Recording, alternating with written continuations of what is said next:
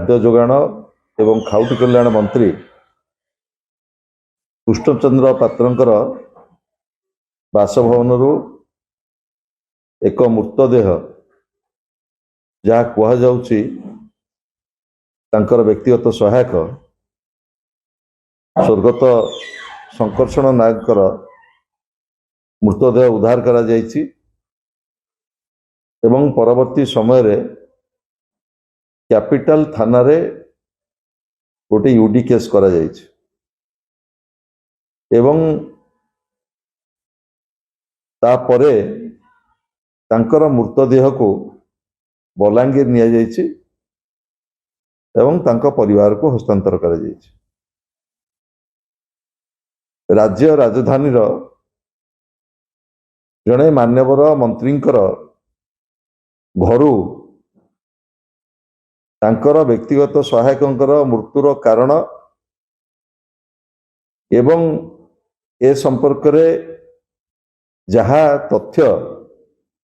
बाहर को आसुची से तथ्य अत्यंत चिंताजनक एवं राज्य सरकारंकर जो आईन श्रृंखला परिस्थिति कथा कहा जाउची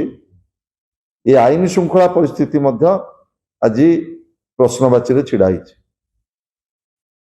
मोर प्रथमे प्रश्न रहिबो माननीय मुख्यमंत्री जी गृह विभाग दायित्व अच्छी ये घटना को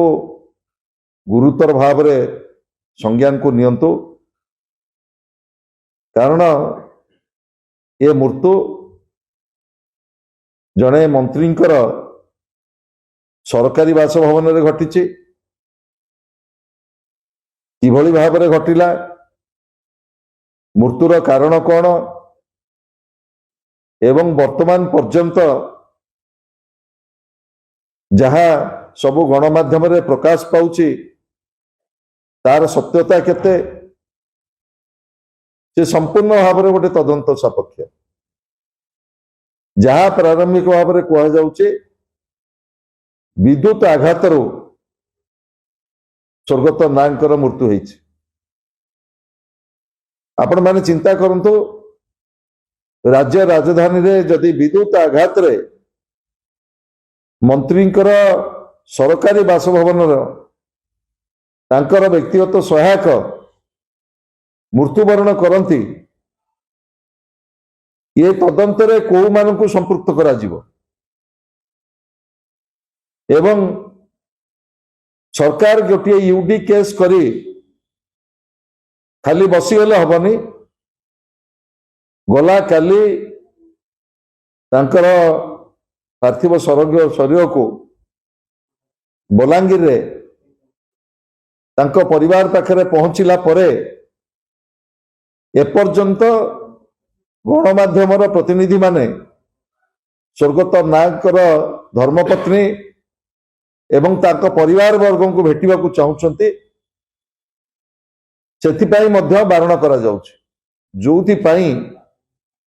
गुड़िए प्रश्न ए घटना को लेकिन ठिया हिच। मोर प्रश्न रहिबो माननीय गृहमंत्री गृह विभाग जे दायित्व अच्छी जेहेतु एभली एक गुरुतर घटना घटी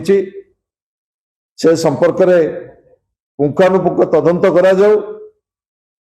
एवं स्वर्गत नायकर मृत्यु किभली भाव में घटिला